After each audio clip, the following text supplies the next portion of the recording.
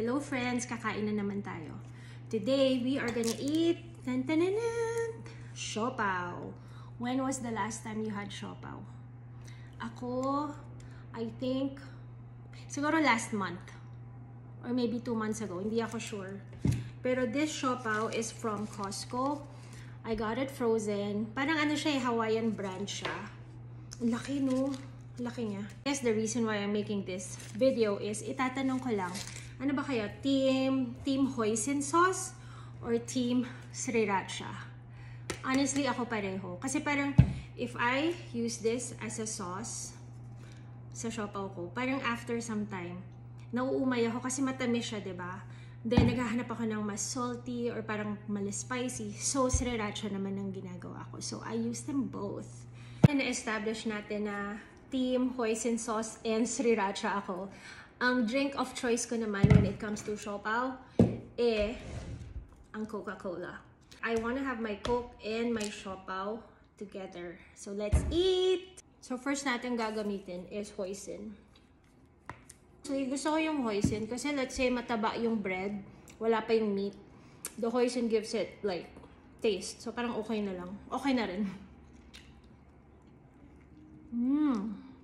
Sarap. I'm so glad binalik nila yung frozen siopao na yun from Hawaii because for a time, nawala na siya, hindi na siya available, so nalungkot ako. And then this weekend, we went to Costco and it's available again. So sabi ko sa anak ko, kunin mo yan, bibili natin yan. And then, cheers! Evan. Okay, let's try yung sriracha. Ooh.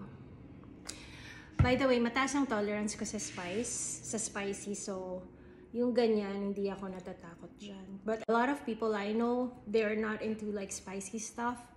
So I guess, baka hindi kayo maging team sriracha. Bakit ang sarap ng siopao? Hindi ko ma-explain. Gustong-gusto ko siya. Anghang. Sarap. Oh my God, what if i-combine ko? So, lalagyan ko muna ng hoisin and then sriracha.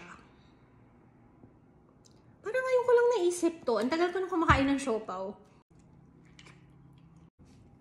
Isa pang kagat. Okay, I don't like them combined. Mamili na lang kayo kung hoisin or sriracha. Kasi parang together, hindi siya masarap. Yun lang for today, guys. See you next time. Bye!